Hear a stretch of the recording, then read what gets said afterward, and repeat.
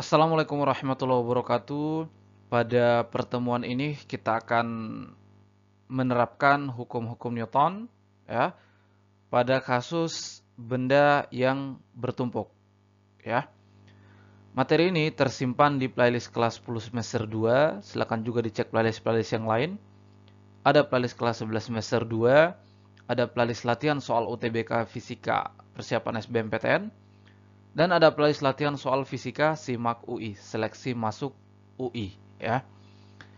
Oke, silahkan dicek di bagian playlist. Jangan lupa like, share, dan subscribe. Baik, kita mulai.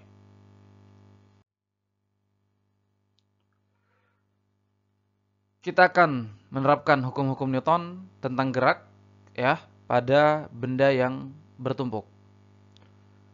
Oke, misalnya kita punya dua benda ya, benda pertama di bagian atas, benda kedua di bagian bawah yang bertumpuk seperti ini. Dengan M1 adalah massa benda 1 dan M2 adalah massa benda 2. Ya.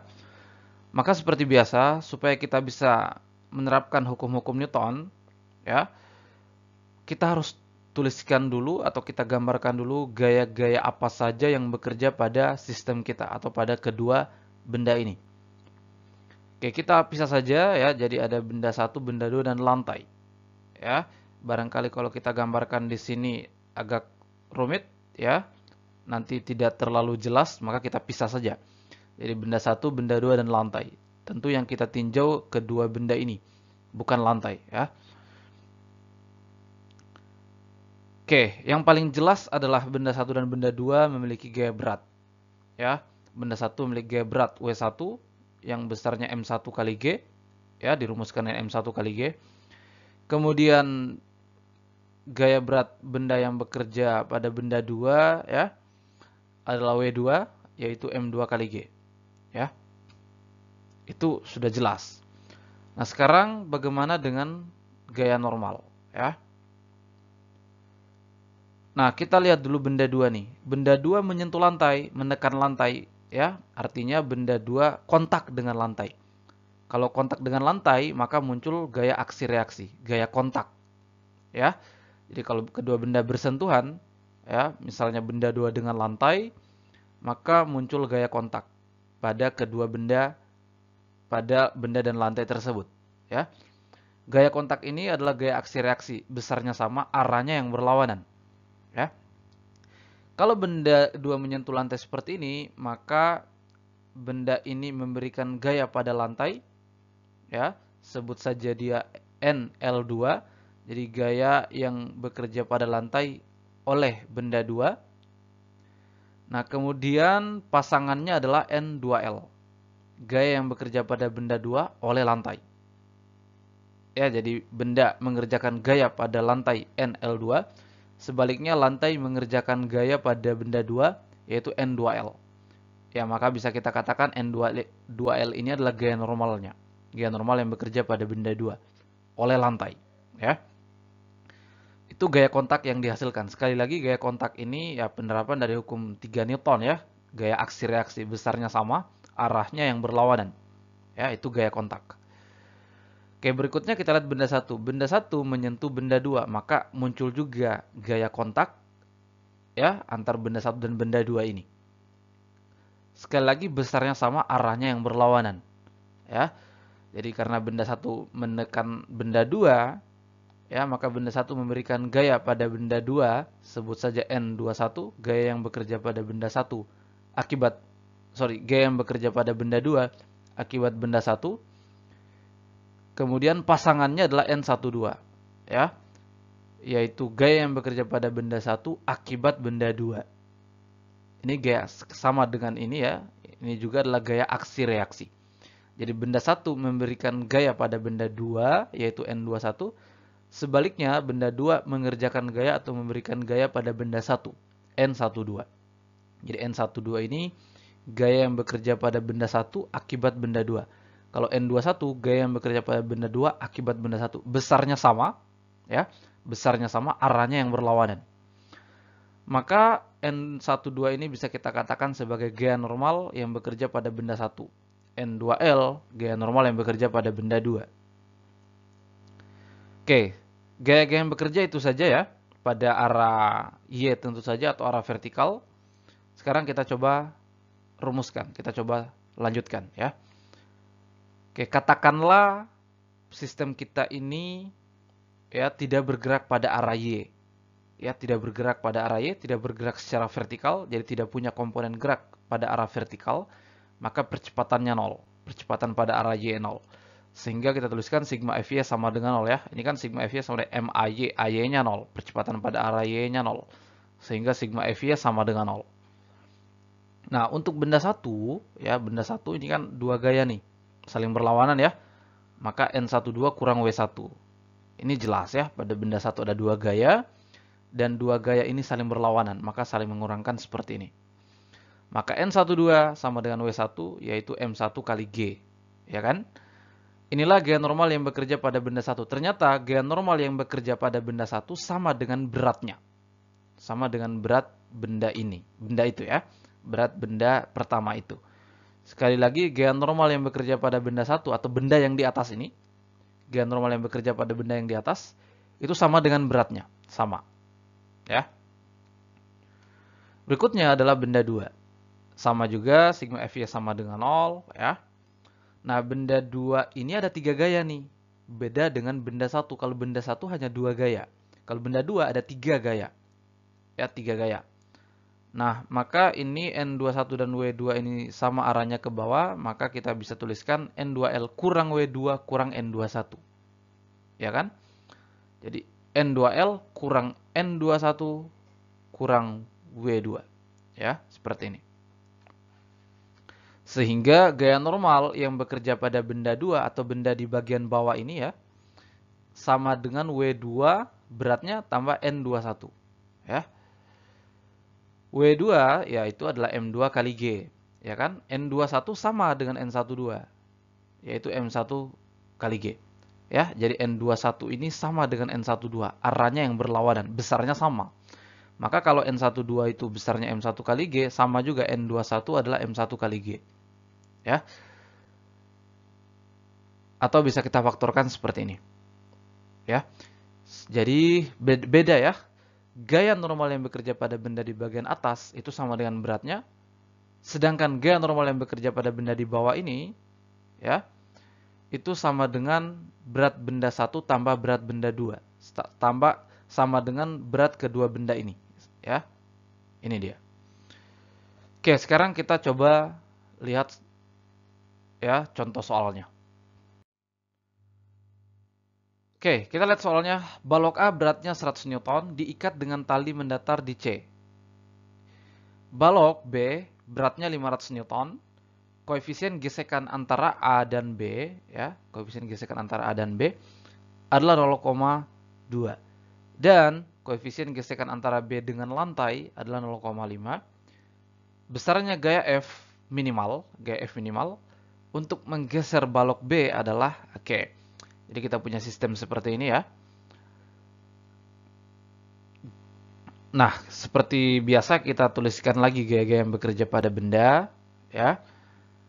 Nah, ya supaya mempermudah kita pisahkan benda A dan benda B ya. Seperti ini. Kita cukup menuliskan saja gaya-gaya pada arah X karena kalau kita lihat sistemnya ini persis seperti tadi ya. Bahwa ada dua benda bertumpuk. Maka gaya-gaya pada arah Y itu sama dengan slide sebelumnya tadi, persis sama.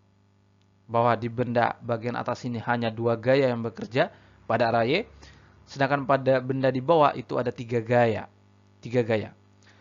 Ya, jadi sekali lagi kita cukup menggambarkan saja gaya-gaya pada arah X atau arah mendatarnya atau arah horizontalnya. Pada arah vertikal atau arah Y tidak perlu kita gambarkan karena persis sama seperti slide sebelumnya tadi. Ya, pada arah X ini tentu ada gaya tegangan tali di sini. Jadi gaya tegangan tali di sini arahnya saling berlawanan ya, yang mengarah ke kanan yang bekerja pada dinding, yang mengarah ke kiri yang bekerja pada benda A. Ini ya. Oke, kita tuliskan yang jelas-jelas saja dulu ya. Nah, pada benda B jelas ada gaya F yang menariknya ya, dan kita mau cari gaya F minimal supaya untuk bisa menggeser balok B ini. Oke, jelas kalau benda ditarik di sini maka kecenderungan benda B akan bergerak ke kanan, maka gaya geseknya ke kiri. Jadi kita tuliskan FBL. Jadi gaya gesek ya benda B ya yang interaksinya dengan lantai. Jadi FBL ini gaya gesek yang bekerja pada benda B yang interaksinya dengan lantai. Ya. Nah, kemudian kalau seperti ini, maka benda B selain bergesekan dengan lantai juga bergesekan dengan benda A. Ya kan? Maka benda B juga akan mengalami gaya gesek ya akibat interaksinya dengan benda A. Jadi kita tuliskan FBA, gaya gesek yang bekerja pada benda B akibat interaksinya dengan benda A. Kalau ini tadi akibat interaksinya dengan lantai. Ya, jadi arahnya juga sama, berlawanan dengan arah geraknya. Ya, gaya gesek berlawanan dengan arah geraknya. Nah, maka benda B kan bergesekan dengan A nih. Selain benda B itu bekerja gaya gesek, benda A juga bekerja gaya gesek juga. Karena itu saling bergesekan kan keduanya. Maka benda A juga mengalami gaya gesek. Kemana arahnya? Nah, arahnya berlawanan nih. Ini juga sebenarnya gaya kontak juga ya. Gaya kontak juga atau gaya aksi reaksi juga. Arahnya saling berlawanan. Nah, kalau di B ini ke kiri, maka di A itu ke kanan. Besarnya sama, tapi arahnya yang berlawanan. Jadi FAB gaya gesek yang bekerja pada benda A akibat interaksinya dengan benda B ya ini. Jadi FBA sama FAB sama besarnya, arahnya yang berlawanan ya. Oke. Jadi sekali lagi FBA dan FAB ini gaya kontak juga ya, gaya aksi reaksi ya, dalam konteks ini adalah gaya gesek. Oke, ini ya, inilah gaya-gaya yang bekerja pada arah X. Sekali lagi arahnya tidak perlu kita gambarkan, sama persis dengan slide sebelumnya tadi. Sekarang kita coba tuliskan yang diketahui ada berat benda A, berat benda B, dan koefisien gesek interaksi benda A dan benda B, koefisien gesek interaksi benda B dengan L. Ya ini 0,2 dan 0,5. Oke, supaya mempermudah kita cari dulu nih gaya geseknya ya. Nah, gaya gesek itu adalah koefisien gesek kali gaya normal. Itu rumusnya. Kalau kita mau cari gaya gesek FAB, ya, maka FAB adalah koefisien geseknya kali gaya normal yang bekerja pada benda A. Ya kan, FAB ini kan gaya gesek pada benda A, maka koefisien gesek kali gaya normal pada benda A. Ya, koefisien geseknya ya gaya normal pada benda A ya, dan tentu saja itu akibat benda B ya. Nah, ini tadi di slide sebelumnya kita sudah tahu ya bahwa gaya normal yang bekerja pada benda A itu sama dengan beratnya WA ya. Maka 0,2 ya kali WA 100. Hasilnya adalah 20 Newton. Sekali lagi gaya normal yang bekerja pada benda A sama dengan beratnya. Maka kita dapatkan gaya gesek yang bekerja pada benda A yang mengarah ke kanan ini adalah 20 Newton. Berikutnya kita coba cari gaya gesek FBL ya yang bekerja pada benda B. Kenapa kita tidak cari ini? Sama nilainya ya, 20 Newton juga nih, besarnya sama, arahnya yang berlawanan. Nah, FBL gaya gesek yang bekerja pada benda B yaitu koefisien geseknya kali gaya normalnya. Gaya normal yang bekerja pada benda B. Kita tahu gaya normal yang bekerja pada benda B itu sama dengan berat kedua benda ini. Ya, tadi kan di slide sebelumnya tadi ya. Jadi gaya normal yang bekerja pada benda A sama dengan beratnya.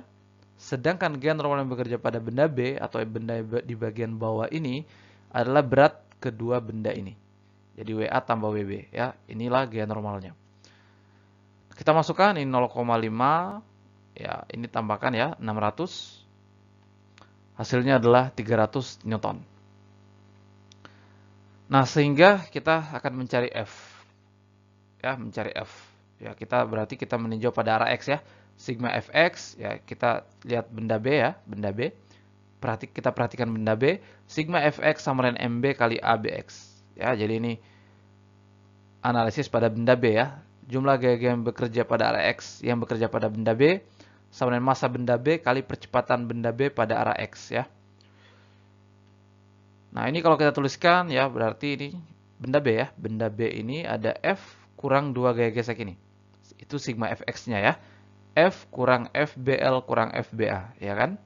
Ini ya, ini kan saling berlawanan nih. Ini kan searah ya. Jadi F kurang FBL kurang FBA. Sama dengan ini. Nah, kalau kita mau mencari gaya minimal ya. Berapa gaya terkecil supaya bisa menggeser benda ya. Secara umum kan kalau kita kerjakan gaya pada benda, benda mengalami percepatan. Jadi A-nya ada.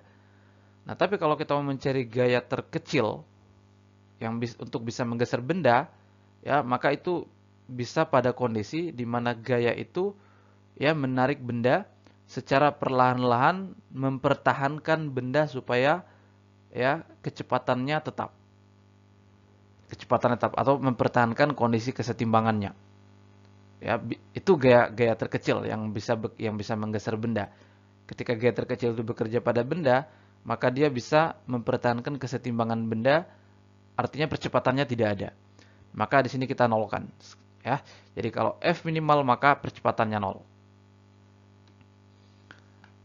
Nah, maka ini F minimal sama dengan ya ini 300 tambah 200 ya, ini pindah ruas ya. Hasilnya adalah 320 Newton. Inilah gaya minimal F supaya bisa menggeser benda B, 320 Newton.